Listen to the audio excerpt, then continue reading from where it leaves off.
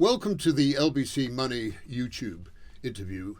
I'm joined today by my very good friend who is the chief economist and the managing director at the investment bank Panmure Liberum. Simon, greetings. I'm David Buik, and our guest of honour today, of course, is Andy Haldane. Previously, of course, chief economist at the Bank of England, very celebrated and very well respected.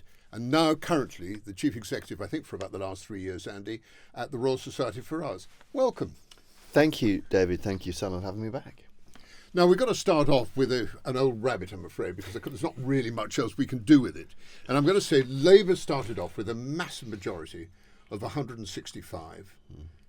How do you think they fared? It's been a roller coaster, has it not? Yeah. I mean, on reflection, I think, David, expectations were probably a bit high. Yeah. I think patience had worn thin or worn out with the previous government, and there was with justification, I think. With justification, yeah. And there was a relief rally about something new, someone new coming in to bring new policies and new opportunities. And I think probably those expectations were a bit toppy about how quickly those policies could be put into practice and how quickly those policies would show up in people's lived experience. So I think having overshot on the upside, we've seen over the first 6 months expectations probably undershoot on the downside. I mean, I think mistakes have been made. I'm sure we'll get onto those. But my sense now is actually people are a bit gloomier and doomier than is justified. I'm pleased to hear that, actually, because all I'm hearing is doom and gloom. Yeah, I think I live in a bubble, and that's probably not a very good bubble, or an accurate one. I think, well, almost inevitably, I think when, as I say, when things have overshot on the upside, there's a risk of them doing it symmetrically on the downside. Yeah. And my sense is that the underlying economic position, while not as we would wish, is not as bad as being made out. And that some of the policy measures that have been announced and put in place right now, which might be seen as, blunting or damping growth in the near term, will nonetheless bear fruit over a medium-term horizon in a way that the public, businesses and financial markets probably haven't fully given credit for so far. So, there's been a bunch of areas where, in policy terms, there has been progress, at least in terms of white or green papers. I'm thinking planning and housing. I'm thinking industrial strategy. I'm thinking devolution. I'm thinking the labour market and inactivity. I'm thinking health just this week. Now, none of this has yet shown up in the lived experience of people, in improved public services. But I think the laying of the foundations has begun, and the government, maybe understandably, is not yet being given full credit for that. But it's a mixed scorecard, let's be clear. Andy, ahead of the election, you were part of a group of high-profile economists who, I think your phrase was, you either tweak the fiscal rules or you jettison them completely, because they were holding back the UK's growth potential.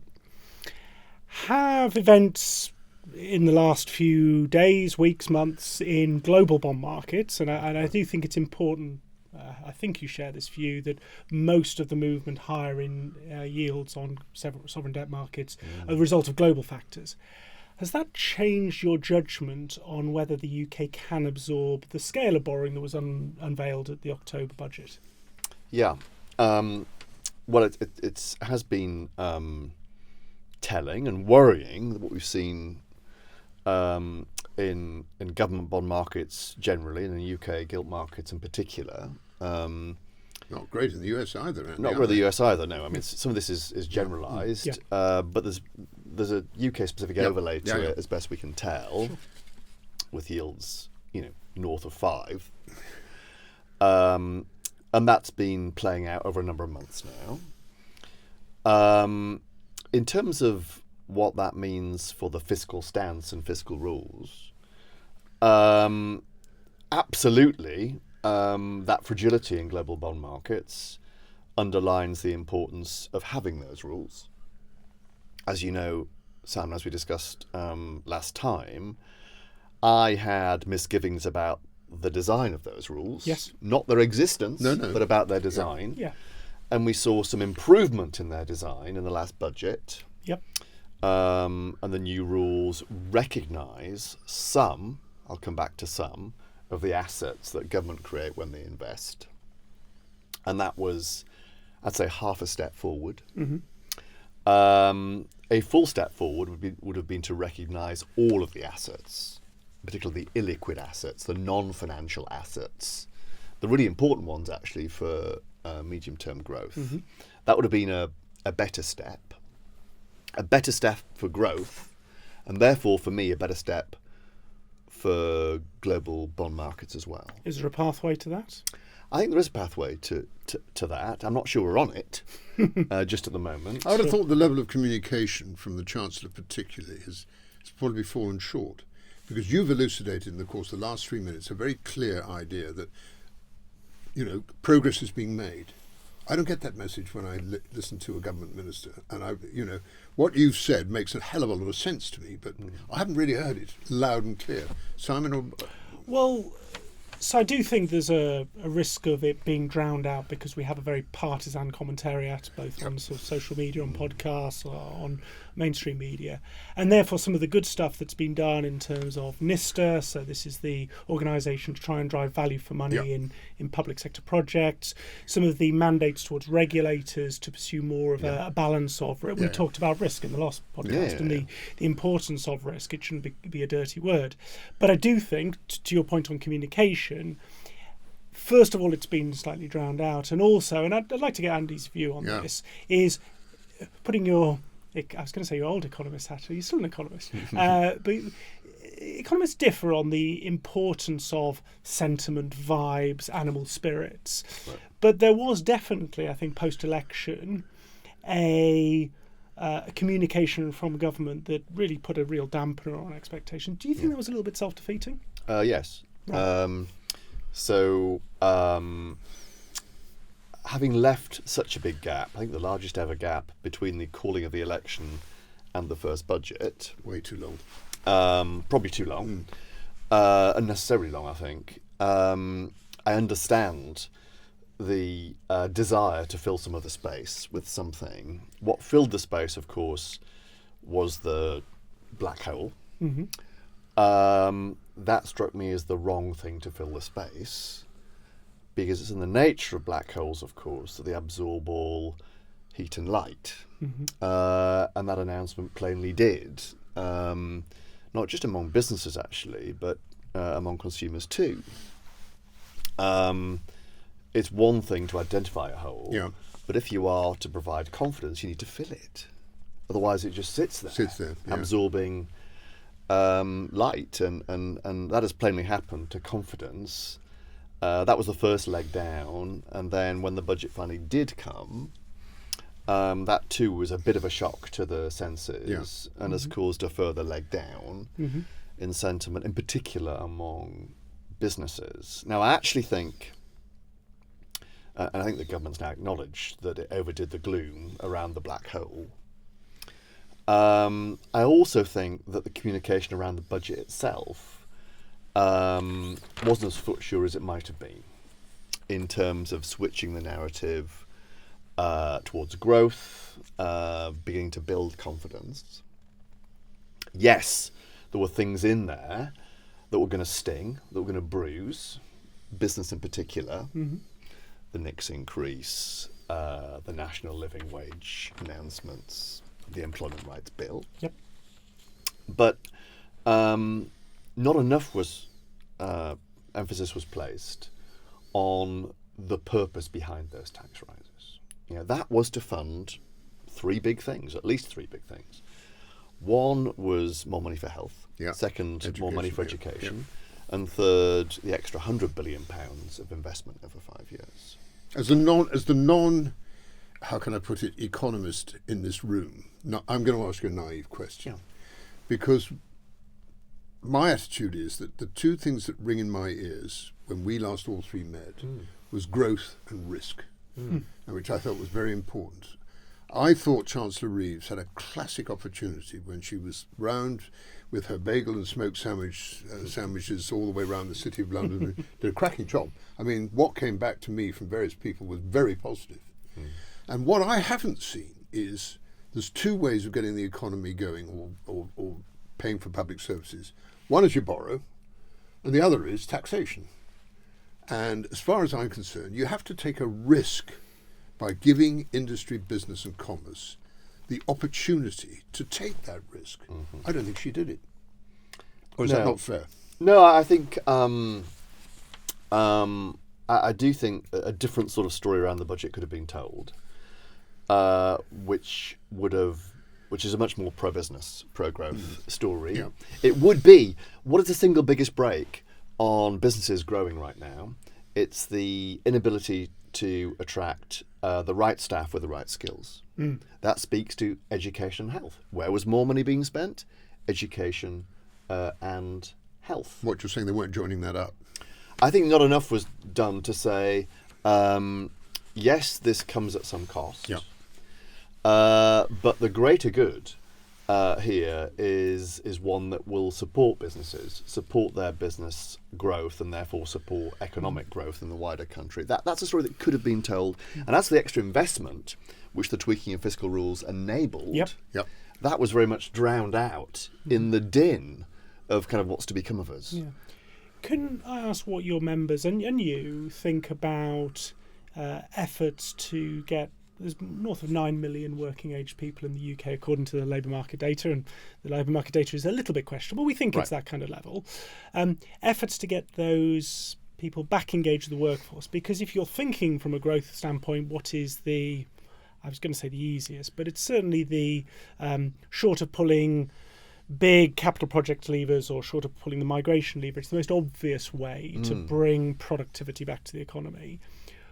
Where do you think efforts are at the moment in terms of focusing on inactivity and trying to get that number back down below 9 million? Yeah, well, it's a striking number, and you're right, it comes with a health warning, but our best guess would be north of 9 million people, of whom maybe as many as half would like to return to work if the enabling conditions were in place. Those enabling conditions would mean, maybe they've got a long-term health problem and need some support. Maybe working more flexibly, maybe working in a different sort of environment. They will require some reskilling to enable them to transition into back into the world of work. And crucially, that's, if you like, the supply of people. Yes. You need the demand side, which you need employers who are willing to take them on. They seem to be sitting on their hands at the moment. They seem to be either frightened or unsure about the future, and something has to stimulate that negative process. Yeah. So they get their hands in their pocket and they start, Are we talking about employers here? Yes. Yes. Okay. Yeah. Well, I mean, in some ways the timing's not as propitious as it might be. No. Because we've gone through a lengthy period, several years since COVID actually, of businesses being chronically short of staff. That's the north of what was north of 1 million unfilled vacancies, 18 months ago. That's come back very sharply, and people, if anything, are now trimming their workforce projections, and in some cases cutting staff, as we've been to see, as best we can tell from the unemployment numbers. Nonetheless, if we are to tackle that chronic, and it is indeed chronic, labour market inactivity problem, it does need a twin-sided demand and supply response. One, what we do to alter benefit rules, pension rules, our skills and health system, all of which need to be in place. And secondly, what we do to encourage businesses to take on people that historically they would not have taken on. I mean, there's an age dimension to this. It's true that the health problems and skill problems operate across all ages, but they're most acute among people over the age of 50, which is why we see rates of employment tailing off very sharply over the age of 50. Is the RSA view that this requires intervention to support people to get work ready, or is it, as is propagated in other parts, the incentives to be in employment versus the incentives not to be in employment, and if you like the gap, if you like, between out of work income and in work income? Now, the government, both this government and the previous government, have done a lot on low pay, and I'm sure you'd acknowledge that. But once you look at total, if you like, total return, taking into account the offsets of benefits, you mentioned the benefit system, do you think we got the balance right between in and out of work income, and is that acting as something of a deterrent to come back into the workplace? So on that, I don't think it's either or. I think it's both. Fine.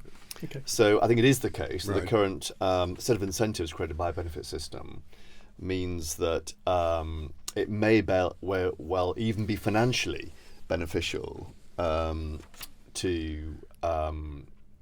be out of the workforce and inactive, rather than perhaps in the workforce, but in a rather precarious income position when you so do, and that needs to be addressed. Nonetheless, we make a huge mistake as economists, as policymakers, and we've made them in the past, if we think it's all about pure finances. Right. There's nothing worse than being think you've been forced back into work. Against your better judgment. Against your better judgment. You need the enabling conditions that you're being welcomed back into the world of work. Yeah. And the environment for that work will be tailored to a degree to your circumstance, your health needs, your skill needs. That's really important, because the kind of tar and feather, the unemployed workforce approach is not the basis for meaningful long-term work. No. So this does require both to be looked at, not just the benefit side of the equation, if you like, the stick, but the carrot that's provided by providing meaningful, purposive, flexible work. I mean, case in point, we know that many millions of people are suffering health problems, physical and mental, some of which precludes them from the workforce, but for many of which would enable them to join the workforce if occupational health provision was in place.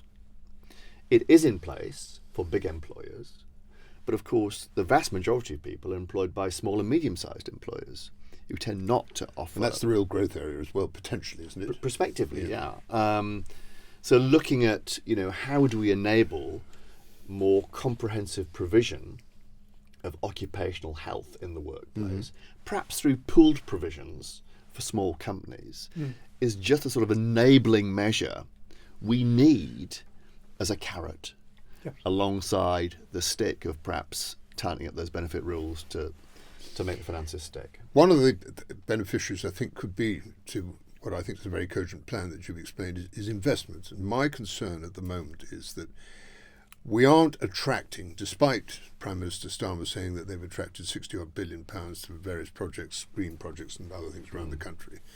I want to go back to, Mr. and Mrs. Hobday's 3-person business grows to 10, grows to 20, grows to 25. How do we actually, in this country, attract investment, inward investment, apart from private equity, which scoops up anything that looks underpriced at the moment? How do we make this place, as a financial centre, London, I think, is preeminent still in pretty much foreign exchange, bonds, various other things, except, obviously, M&A activity, where we've lost a considerable amount of ground. What would you suggest, Andy, could be done? Would be the cutting of stamp duty help? We're the only financial centre in the world, major one, that has a stamp duty call. What could be done, do you think, to really people saying, do you know what? The UK is a great place to come and invest. We're not getting that message, and I wonder why. Very interesting. And let me offer a few reflections on that. By no means a comprehensive list of what might be done, which is a big and deep and long-standing issue. But on the previous one, I do think, just to complete on that, what Liz Kendall at DWP have announced on their pathways to work is in the spirit of what I've just described. The proof of the pudding will be in the eating, but that was based on work that Alan Milburn did up in Barnsley on what might work there, which is now being piloted around the country. And Charlie Mayfield, formerly a CEO at John Lewis Partnership, is doing a review for the government of the employers, the business side of the equation, and how to get them playing ball as well. So I'm sort of, not least because the two individuals involved, both of whom I've got a huge amount of time for, I'm kind of mildly encouraged that might make some progress. I mean, it's fair to say Liz Kendall has surrounded herself with some real experts in that domain. There is some proper expertise. Yeah. So it doesn't make the problems any easier to solve, but you've got the best people around the table. Gives you a fighting chance. Yeah. And they have a plan. And we'll see how that's executed. To David's point, and lots of aspects of that. One aspect would be, are we doing enough to nourish our would-be unicorns, our gazelles, if that's not mixing my animal species too far. That image is now in my head. I'll be able to move it all day. Understandably, And I think when it comes to nurturing those rapidly growing companies that could be the unicorns of tomorrow, there's more we could do to speed their passage. I think that is true when it comes to access to finance, and I'm hoping that some combination of the British Business Bank and the National Wealth Fund can reorient their sights somewhat to enable the speeding of the passage of those high growth, high potential companies, and ditto with the pension fund reforms that we discussed last time, that they would provide the domestic patient capital that would provide the incentives both to grow but then to stick rather than twist when they reach that critical threshold, whether attractive to overseas private equity or foreign listing or whatever it might be. I do think, and more importantly, the evidence does strongly suggest that it's not just, though, a question of access to finance, the right type of finance and the right sort of form at the right stage. It's also about access to skills, and in particular, managerial and entrepreneurial skills that would know how to grow a business, that would have that risk appetite to enable the business to invest and to grow. And most of the international evidence we have on management capability puts, regrettably, the UK in a rather lowly position relative to many other countries around the world. I think I remember that from a speech you did when you were at the bank. And is that changing? Are we getting better, worse, or have we stagnated in terms of our management capability? So I don't think there's much evidence so far of us having risen in the international league table, Simon, from the evidence I've seen so far. There have been some initiatives that have sought to improve the situation. So when Rishi Sunak was Chancellor before he became Prime Minister, his Help to Grow scheme was in part about trying to build management skills. Like a practical MBA was the way it was sort of badged. Now, I'm not sure the design of that was quite as... I mean, the principle I thought was very sound. In fact, I might even have suggested it. But the execution, I think, was not as we would wish. So I do think there's still, and that Help to Grow scheme has now been scaled back, the managerial part of it. I think there's a scope to look at that afresh and ask what might be done. This might be no more than sharing of good practices. It doesn't matter. It's a start. It's a start. So I quite like the German system on this front, which is they have this so-called Steinbeis system, which is basically the using corporate mentors to help bring along early-stage businesses, importing their skills, their technical skills, their managerial skills, their entrepreneurial skills at an early enough stage. And there's no reason why we couldn't make such a system work here as well if we put our mind to it. This is like a, troubleshooter, John Harvey Jones type model, but on a more industrial scale. Nobody with hair like that anymore. No. So I think to David's question, there's something about access to finance and adequate provision to stop thriving businesses falling into what's sometimes called the valley of death or the valley of despair. But it's not just about the money; it's about some of the skills aptitudes as well. And maybe this question will tee up David's desperation to ask you about Brexit. But, I'm not actually. Funnily enough, I've got more important things. Right. Okay. But Mario Draghi has said very similar things in a report for the European Commission about the scaling ecosystem in the European Union. And actually, it does look a lot like Europe has a pan-continental problem versus the US in terms of its ecosystem of scaling companies. I guess I wanted to ask you a little bit around the degree to which incentives to allocate towards the UK by the pension schemes is something that you would support. Your former colleague Andrew Bailey has spoken fairly negatively on the proposition a couple of times in recent periods, but the government has left this open. Do you think? What do you think the route is here? Because this is a multi-decade under-allocation to equity and under-allocation to risk assets, a multi-decade move away from the UK towards a more global allocation. But there is, at least from where I sit, an impact on the cost of capital for UK growth companies at all parts of the ecosystem, not least in public markets, but I think it works all the way down through private assets as well. What if, as we go through the spring and we go to the second stage of the pensions review, would you like to see, in terms of on the capital side, bringing more capital raising opportunities for UK companies? Yeah. So I'm conscious, having a shot at that question, Simon, that your expertise far exceeds mine on this very topic. So to some extent, I'm probably mimicking things I've read from you and from others, with attribution in this case. Thank you. You mentioned the Mario Draghi's report from last year, which was kind of diagnosing the ills of the euro area structurally, indeed suggesting ways of remediating those ills. One of them, actually, was for all the talk of a single market in the EU, there isn't a single capital market in the EU. And if we are to make good on the single market project, that needs to be complete. Interestingly, I think the same could be said of the UK. That is interesting. Yeah, that is interesting. I don't think there's a single market for capital, even within the UK.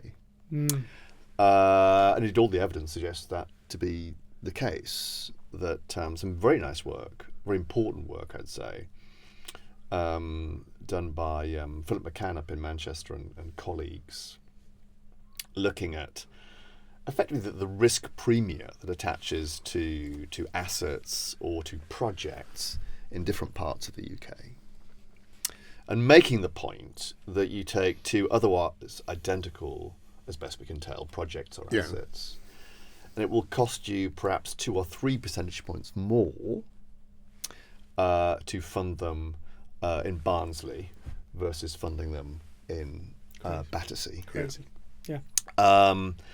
Which can't be justified on pure risk grounds. These are otherwise identical assets.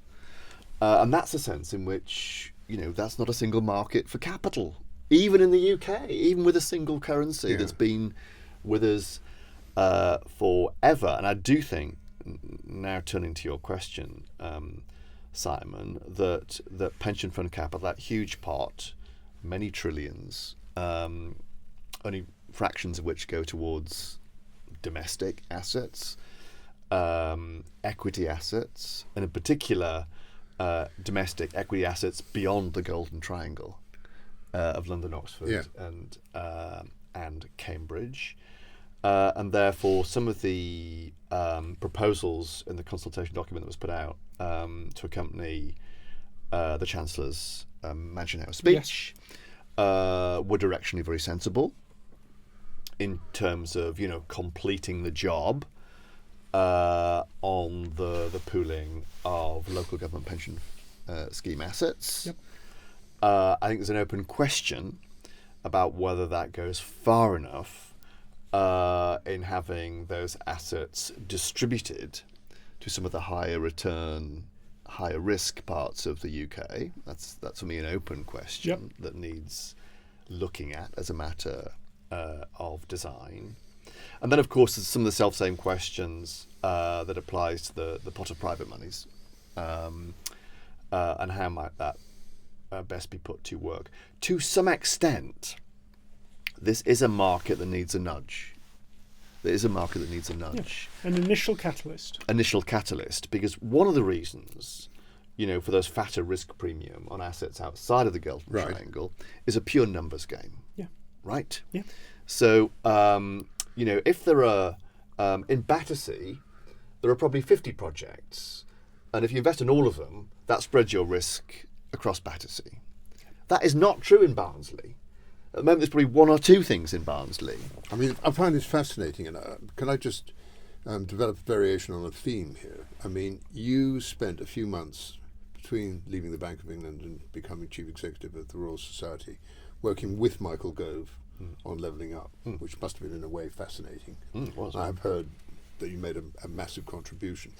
The Royal Society, which I wanted to get onto, are you still delivering, how can I put it, the message all the way around the country? What's the feedback that you're getting? And I would love to see the government use you as a sort of, I don't know how you describe it really, as a sort of lightning rod to get the feeling of the country, to make them respond to what I think are some excellent ideas that you put forward. That's very kind of you to say. No, but I think the RSA is reinvigorated. And, I'm interested to know how it actually is working within this framework of our conversation. So we're doing a lot of place-based work. Yeah. And that's quite timely. I mean, for two reasons. One, the new government has said, and now is in its white paper enacting, the transfer of more powers out to local leaders. Long overdue. Is that as ambitious or vigorous as I would like? Not really, but nonetheless it's directionally sensible. And that means more of the onus growth-wise will be put onto local leaders and not all on national leaders. I think that is not just expedient, but essential. The truth is, the government has no hope of meeting its growth mission unless local leaders deliver on their local growth mission. Yes. Right? They've got to be given the opportunity, though, haven't they? Have to be given the opportunity, and then to make good on the opportunity. A national growth mission is best and arguably only met from the bottom up. So the local is essential here.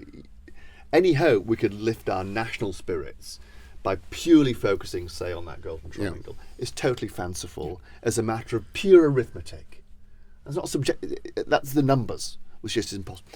So the unlocking, the unleashing, the empowering, the enabling of local leaders is crucial. And one of the things we're trying to do at the RSA is to help where we can. Local leaders to rise to that opportunity. It's a real opportunity. And there's huge potential in places all around the country. I know you both travel around and see that potential, and I have been, as you both know, over many years. And I'm as or more optimistic about that now as I ever have been.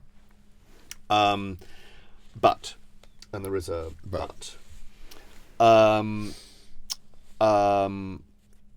or maybe two buts. One is the sets of powers that are being devolved and delegated locally are still quite partial, even though they're more extensive than they have been. And the truth is, if you are to enact a local growth plan, you don't need a subset of the set of powers. You need a full toolkit. So, case in point, the adult skills budget is being devolved to local areas.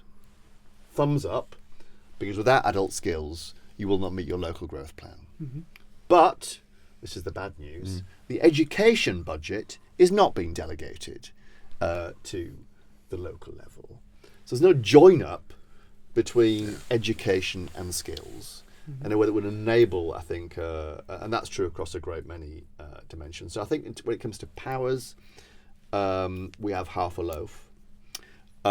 When it comes to monies, there's an even bigger question about you can drop the best local growth plan on the planet, super ambitious, but if you don't have the money, to make it a reality, that is all for naught. And the truth is, right now, local areas don't know what their allocation will be in the spending review when it comes round in June. And that is an important shaping factor in knowing whether, for all the best intentions, your local growth plan can be made good on. And if there's local growth plans aren't made good on, we can kiss our national growth mission goodbye. Can I ask you about a couple of aspects of local growth? Planning for residential property, the reinstigation of local plans feels like a little bit of centralisation within the devolution. This is government mandating through rogue algorithms or just plain algorithms what each local authority should produce. Are you comfortable with that? Is the first question. Yeah. Secondly, on energy markets, and the energy strategy the UK is employing, I know it's a point that David feels passionately about. It feels to me, actually, the regional UK has a big comparative advantage here.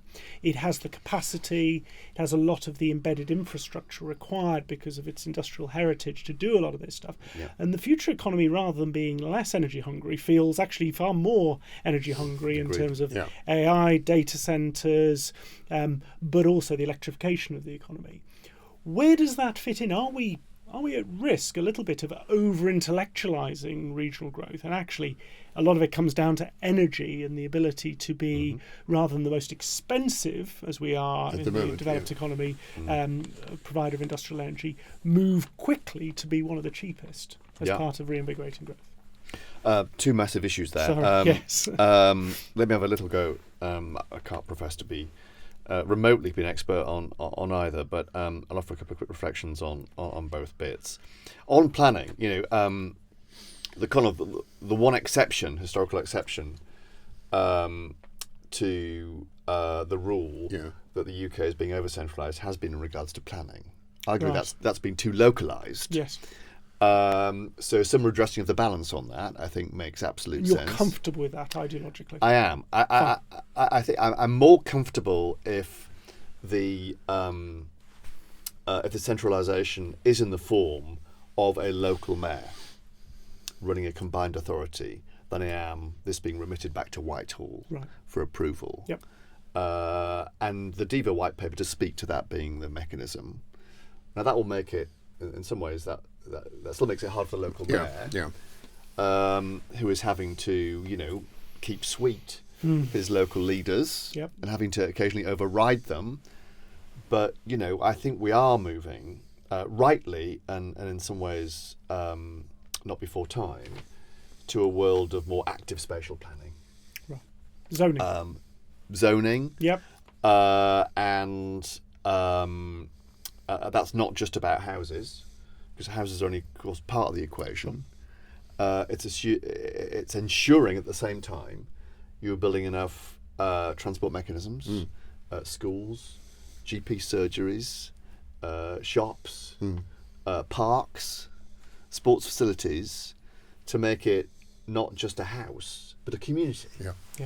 And that was sadly missing through much of the 70s and 80s, where it was kind of rather unplanned urban sprawl, and we need some planned spatial planning that builds communities, cohesive communities, because the way often lots of cities have, and you see this if you look at the map, is that the urban sprawl has led to cities being splintered, balkanized, ghettoized in some cases. And that sows the seeds of lack of community cohesion, the like of which we saw pop out, regrettably, in some of the riots we saw over the summer last year. So I think the stakes here are really high. There's a real opportunity, not just to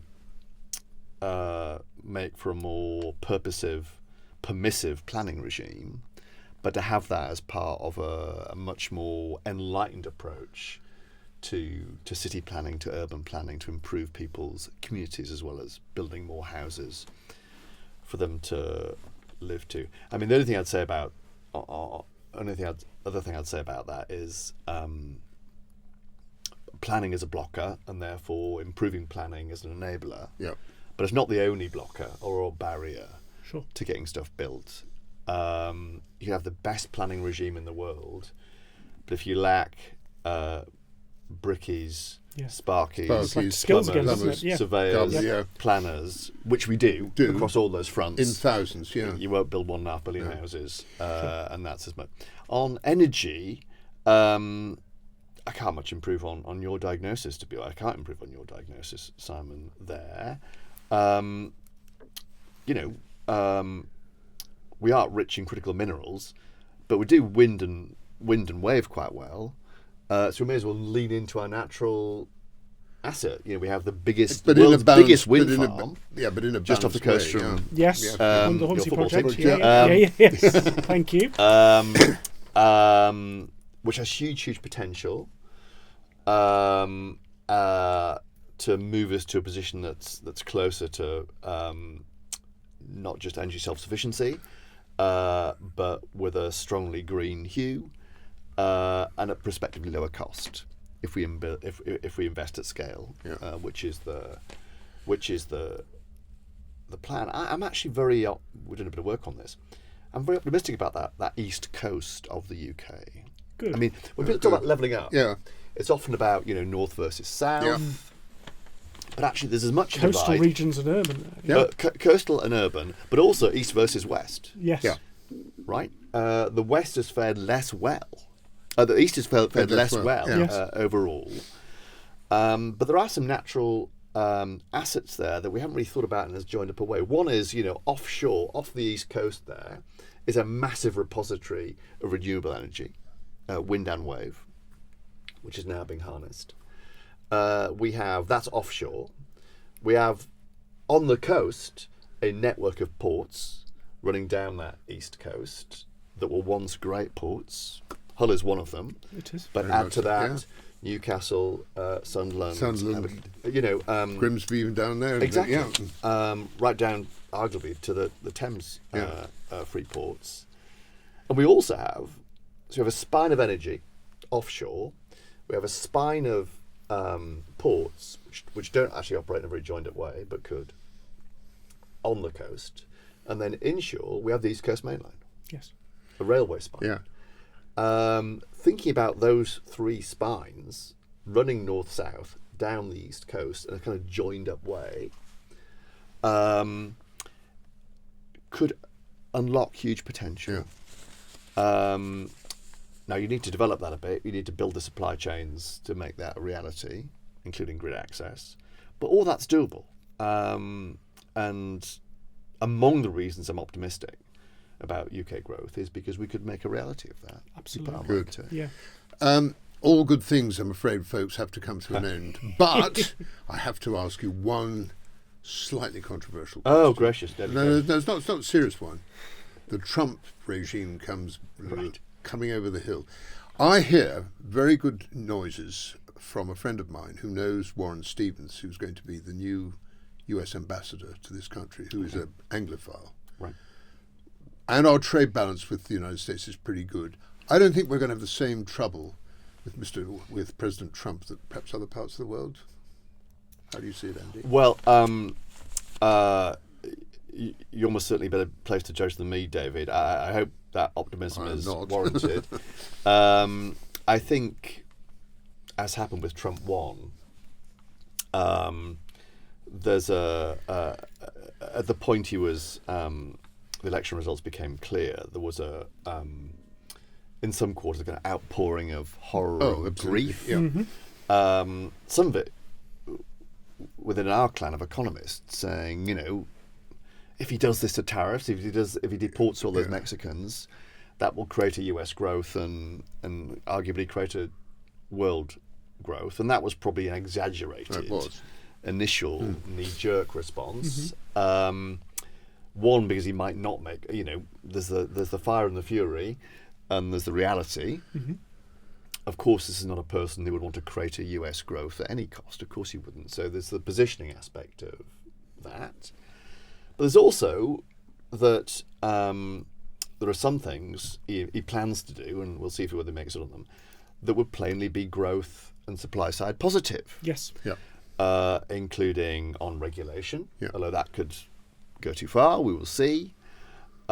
Including on red tape and inefficiency, and who knows, Elon Musk may indeed remediate the productivity problems of the US government. I mean, Indeed.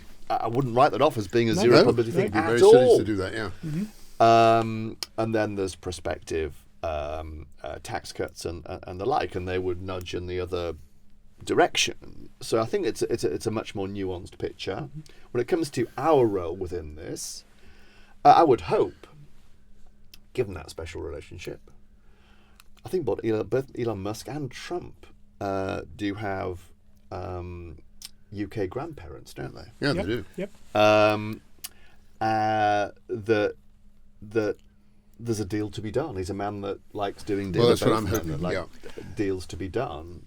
I'm just going to come in before passing back to Andy for the last word. And just on the US question, the UK's goods exports to the US is about 2% of our GDP. That's about half the level of China and the Eurozone. It's about a tenth of the level of Canada and Mexico. So Yep. if you were to look at the major economies and their risk of exposure to a tariff war, the UK is relatively, on that measure, less exposed. We have much more services-based That's what I exports meant, yeah. on the goods side where tariffs are likely to be levied. I think there is That's a good point. the UK is less exposed. But to pick up on Andy's point about the growth-enhancing nature of this, I think, from what we can understand, Donald Trump will make a big play for European economies to raise their defence spending. Mm-hmm. What you do see through decades is where research and development starts off in defence budgets, the spillover, and most obviously in US technology and the west coast of America, a lot of the intellectual property there had its origins, the crucible of this, was in defence budgets, technology that went into the iPhone, that went into AI development. So I do think one of the underexplored unintended consequences, perhaps Europe putting more focus on its own defence, is actually some of that will be spent on the very research and development that we need to grow those unicorns, perhaps doing it full circle. I don't know whether your thought on the role of defence and defence spending and how that is part of the growth story for Europe. Yeah, well, it's certainly been a big part of the innovation story in the US since the war, and you gave some great examples of that. But the work that the likes of DARPA, which is the research agency, defense research agency, has done in the US that has spawned many of the innovations that these days would take as being transformational. Digitally for where we are now. So it's certainly true that some of the historical experience does speak to this being defence being an innovation engine. I think it remains to be seen whether that's quite the plan that either the EU or Trump has in mind right now. Very fair. That sounds slightly more heavy machinery rather than innovation, but happy to stand corrected on that front. I think the thing we can say is that it's very likely, given the fragile geopolitical state, that defence spending is going to keep on ratcheting up. And then the question comes, how can we do that in a way that may have those positive spillovers to the wider economy? We'll probably be fighting drone wars in future rather than personnel. Many wars. a true word spoken in jest, as they say. Gentlemen, Andy, I know Simon joins me, and thank you most sincerely. Wonderful, absolutely innovative, and full of good news. Thank you so much. As ever, Simon, David, great to chat, and looking forward to see how the year pans out. Fingers crossed. The gloom and doom is ever done. Absolutely. Indeed. Thanks so much. Thank you.